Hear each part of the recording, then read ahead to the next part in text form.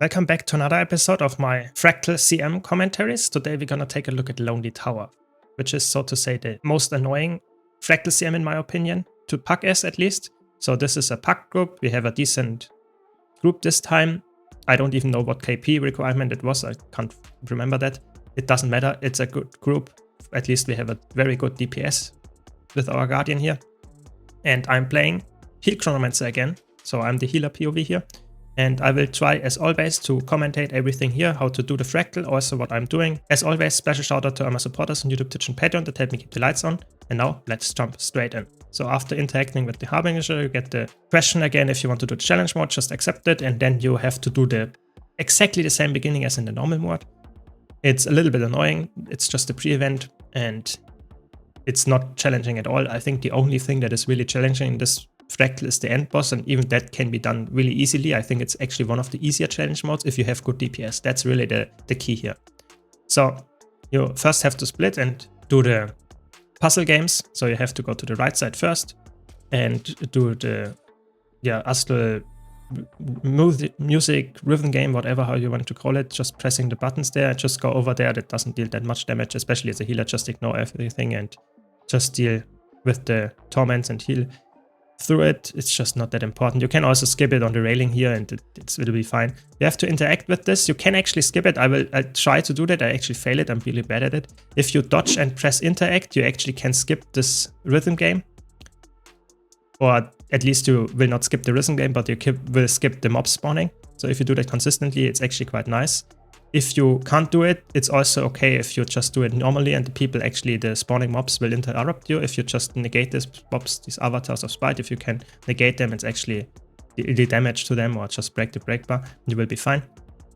If you can't do that as well, or don't want to do it, then you can also just let one person interact and then a second person as well, and then it just interrupted, and you will actually negate the Spites as well by walking out of the game. So in general, that's a lot of ways how to do it. It's not that hard. It's just a little bit annoying. Then you go back to the left side now. And again, you can walk over the railing here and jump these things and dodge it and stuff and heal. It's not that important. You can see my group does it quite well as well. And we can just go here, talk to this and go to the last one and wait here a bit. Now we stack here in case we are almost done, but apparently it actually takes a while. We get actually targeted with a lot of mechanics here and we actually take a lot of damage just because we expect it to be faster here. So I have to really heal through this here. I was not expecting that. But okay, we will get it done after a while. And then we can engage Cerus and Deimos, which are the two already known bosses that are having the same attacks mostly as in the raid or its strike mission, but they are way less punishing. So I just go for healing here with my area dagger setup. It's not that important, just a little bit more damage. You can also go for Minstrel here just to make sure that you actually survive. It's not that important that you'll do damage. You can stack them together. You will also ignore actually all the mechanics. It just need a lot of healing for this if you ignore the blacks and stuff as well. Because the blacks, 1 is not too bad, 2 is okay. And if you stack multiple of those, like 2 plus all the attacks and stuff, it actually gets quite challenging on the healing side. You will see that in a second. I try to heal as much as I can. Obviously, I should have dodged this attack. It's just the same as in the Deimos fight normally. This one you should not stack up on each other. I just wanted to get the res here, but we actually... I'm not sure if we get it. No, I think we have to drop it here. Especially with the Agony on top of each other. So now I have to really be careful. I'm really using all my cooldowns here, almost off cooldown, to make sure that my group stays alive. We already lost one player. It's just the damage output by ignoring all the mechanics is quite high. Who would have thought so? It's okay if you have enough damage, and you will see we will actually deal with this fight just fine. If you want to play it a little bit safer, just don't ignore everything, spread a bit, do the blacks correctly and stuff. But we noticed this now as well, but we should have done it in the beginning as well, I would say. But you can see it's actually not a big problem. This fight is really not even close to the raids or the strike missions. So yeah, just heal the group and deal DPS and kill one, kill the second one, and then you can go finally to the last boss, to Epoch. But yeah. Will be good. Okay, in the end, we will do it. Takes a while, especially because we lost one DPS player. But you can see boon up time is quite nice, and you just spam the healing and make sure that the group actually doesn't die. And that's it, and it's really not too much to say about that. Regarding the group setup here, so you would go for one healer, you would go for one quick DPS, but the DPS actually in this fractal should also be set up quite nicely. We'll see that in a second when we go to Epoch. So now we go to the portal and interact with it, and then we kill the mobs here, and then we go back to the Mistlock Singularity, and then we go to the fight. So the important part here is that you want to have the group setup, like I mentioned here. Like you have one healer. The healer will take care of the blue orbs, so the despair orbs. You want to have the boon DPS taking care of the purple orbs rather, which is Malice. This doesn't happen that much, but just make sure that it is also assigned. And then you have the option to either go for the green orbs as the healer as well. If you have a Condi DPS, which we have in this fight, we actually let the Condi DPS take it as well. And then we have the red orbs, which are the rage orbs, which is typically handled by a power DPS. So our Scrapper is quite good for that, for example. And we have lastly the orange orbs, which are the gluttony orbs. Those are important because those are taken care of by something that has a lot of hits. So for example, Willbender Catalyst are quite good for that. And now we just engage the fight, dodge this attacks or avoid it. And in general, just heal it a lot, go out with the Mistlock buff. And now there are the blue orbs spawning. I can collect them because I'm the healer. Just try to heal my group. We can ignore a lot of the mechanics that actually happen here, just sidestep them and try to not take as much damage as you need, just to collect your orbs. This is the most important part about this fight. Collect your orbs. Just try to not die and deal a lot of damage. That's really the important part. Damage is all in this fight. Instantly CC when this attack happens. This attack sucks the globules that you collected from you, the buffs. So if you do it faster, you will get less orbs. And typically you can bait it as the boon DPS because you don't have any orbs as the boon DPS if you're not the purple one, because they will not happen that often.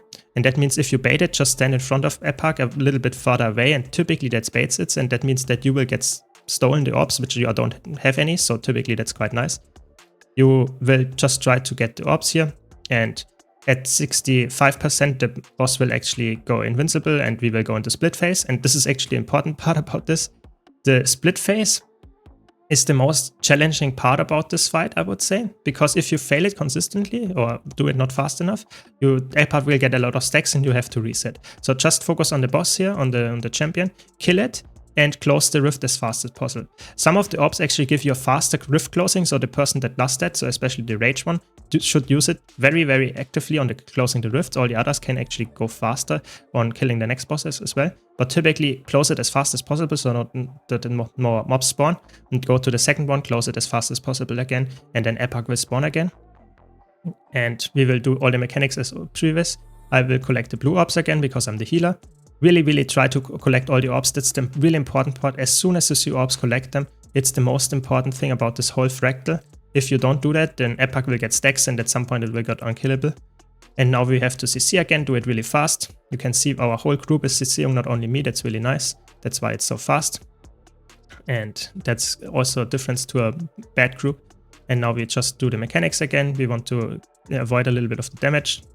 And I try to bait the attack here, but we actually skip it again. And now we will do the mobs and the closing the rifts again. Be careful, now we have 3 rifts to close, so really try to hit a lot of damage here, especially if you are the person with all the orbs. So the DPS players that have the orbs should really take care of the damage, because they really deal a lot of damage with the orbs. You can see it's actually insane how much damage they can do, especially in the later phases of the fight. So always try to go for the closing the rifts, killing the mobs, and make sure that everything works out in your favor without getting any stacks to Epoch. This is really the most important part, because if any mobs come to Epoch in this fight, we will get stacks, and if that's like gets out of hand, the fight is over. If Epoch gets like too many stacks, it's impossible to kill him, or he will kill you very fast. So get the last mob here, and we'll close the rift again.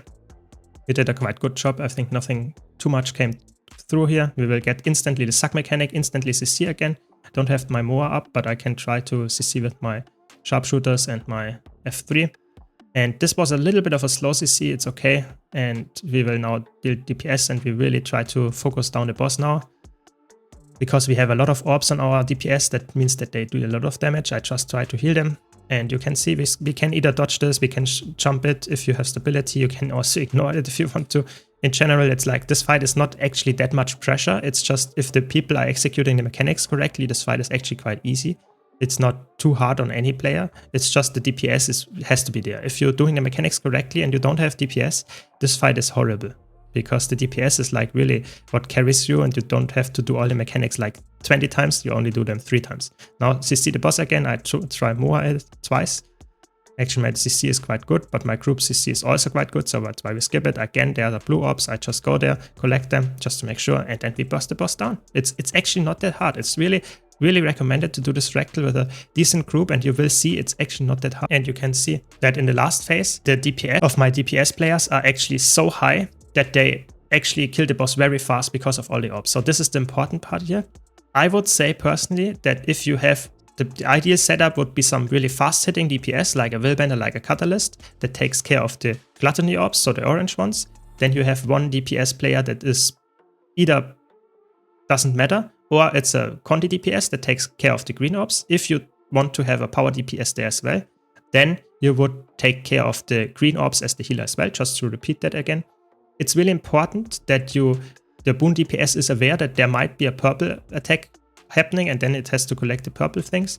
The healer always collects the blue things, and the last player would be some kind of high DPS player that is power DPS that would collect the rage orbs. In general, in this fight favors bursty DPS, so if you have a long, crazy high DPS Condi build, that's not very favored, so you should also go for a very bursty Condi DPS if you can, but typically power DPS is very favored here. So if you want to go for 3 power DPS, because of the split phases in particular, then you really have to go for the green orbs as the healer as well. And that's the fight. I hope you enjoyed this guide. If you did, be sure to leave a like and subscribe for more content like this. Thanks again to all my supporters on YouTube, Twitch and Patreon, and I hope to see you all in the next video.